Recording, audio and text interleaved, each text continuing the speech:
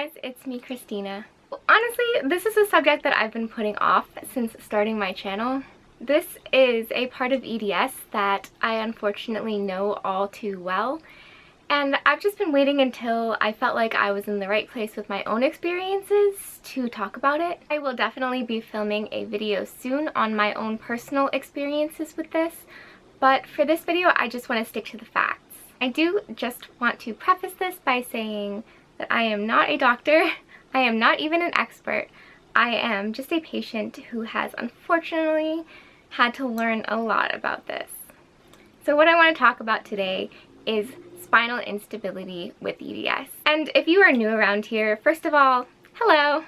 EDS stands for Ehlers Danlos Syndrome. EDS is a connective tissue disorder that affects the body's collagen, makes it very loose and fragile. Although EDS does affect every part of your body, it is commonly thought of as a joint condition because of our very loose joints and our frequent dislocations. Now, when I say the word joints, what do you think of? Knees, hips, shoulders? Yeah, me too. What I think we often neglect to remember is the largest and arguably the most important articulation of joints in our body. That is right, your spine. Your spine is obviously a very important part of your body, and it serves many functions. But unfortunately for those of us with weak connective tissue, there is a lot that can go wrong, especially when the spinal cord becomes involved. You have heard me touch a little bit on spinal instability in the past, particularly craniocervical instability, which is instability where the skull sits on the top vertebra, and atlantoaxial instability, which is instability between your first and second vertebra. Although the cervical, your neck, is probably the most common place for us to be unstable, spinal instability can affect any and all areas of the spine. Now, how do we diagnose spinal instability? Instability can be diagnosed through imaging, but sometimes it is kind of hard to catch. And that is why the gold standard for diagnosis, especially in EDS patients, is to have an upright flexion and extension MRI. Flexion is just when you bend as far forward as you can, whether it be your cervical, your thoracic spine, or your lumbar spine. Extension is exactly the opposite, it's just when you bend as far back as you can go. This allows your doctor to see what is happening when your body is upright and in motion, which makes total sense because how are you supposed to tell if something is unstable if the patient is just lying on a table? Sometimes the surgeon may even order a digital fluoroscopy. A digital fluoroscopy can take an X-ray video in motion. These will help your radiologist and your surgeon see exactly what is happening when you are moving. But because these tests are a little bit more in-depth, as well as exposing you to radiation, which an MRI does not, most surgeons will refrain from ordering one unless your MRIs are just too unclear. So what exactly does the imaging show? Now this is where I get in very over my head. Your radiologist and your surgeon will have to pore over the images and very carefully calculate all of the little angles between the vertebrae. These very slight changes in alignment may not be exceedingly clear to the naked eye, but then again, in other cases, it can be painfully obvious at just a glance. And that is because when the vertebrae move out of alignment, so do the discs between them. And either of these can very visibly push into the spinal cord, the brainstem, and even the surrounding blood vessels, causing a whole array of different issues. Now I know what you're probably thinking. Ouch! And yes, it is extremely painful, but it's also so much more than that. Your brainstem and spinal cord are responsible for telling your body what to do. It transmits all of the signals from your brain to the rest of your body. But what happens when these signals get interrupted? Pretty much anything can go wrong. Symptoms will vary a great deal from patient to patient and depend quite a bit on where the spinal cord is being compressed. But these symptoms can often be very debilitating and dangerous, and in some cases it can even kill or paralyze the patient, especially if it is left unaddressed. Patients with brainstem and spinal cord compression may even lose the ability to walk, talk, see, swallow, and even breathe. Some other common symptoms are vertigo, balance problems, numbness, tingling, weakness, double vision, seizures and spasms, ear ringing, nausea, vomiting, incontinence, and brain fog. So what can we do to treat it? Really, the best thing is if you can manage to really strengthen and build up the muscles around your spine to naturally support you in the places that you need it. But for many of us, it ends up being a little bit too late by the time we figure out what's going on.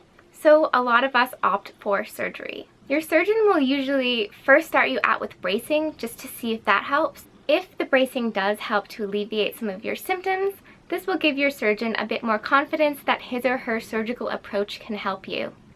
So they will usually try to replicate that position with a fusion. During a fusion, your surgeon will use plates and screws and rods and bone to surgically fuse the vertebra and or skull into place to stop it from slipping.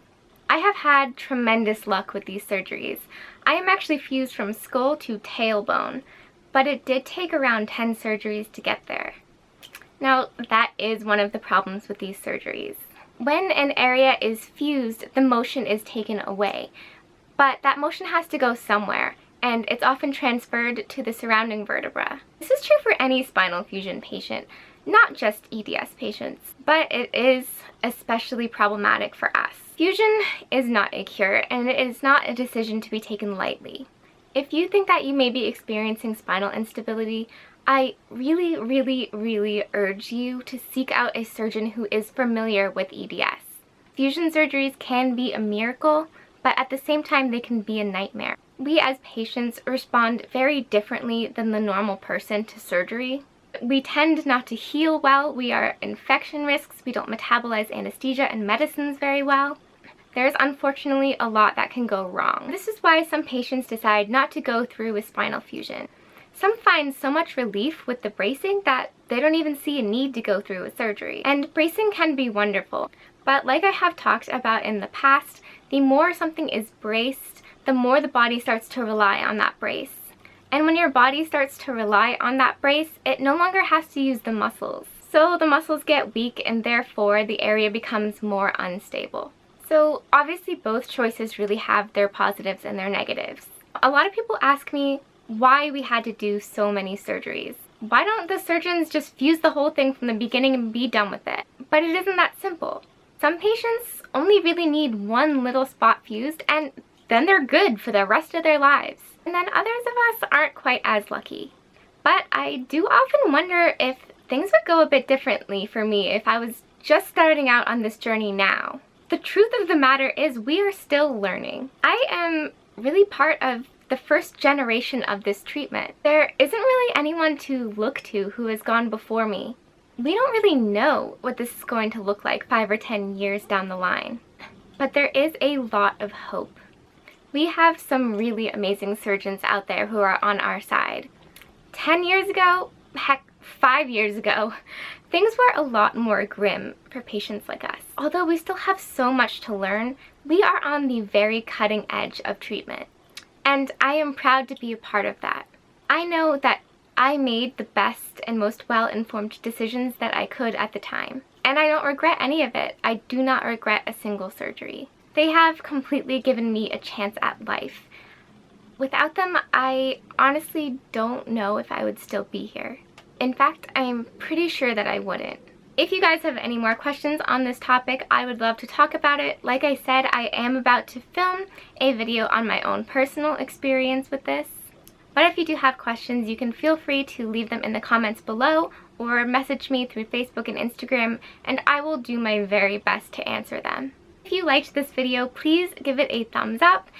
If you want to see more videos like this, you can hit the subscribe button. If you want to be notified when I upload a new video, there's a little bell next to my name. If you click that, they will send you a notification. Until next time, bye guys!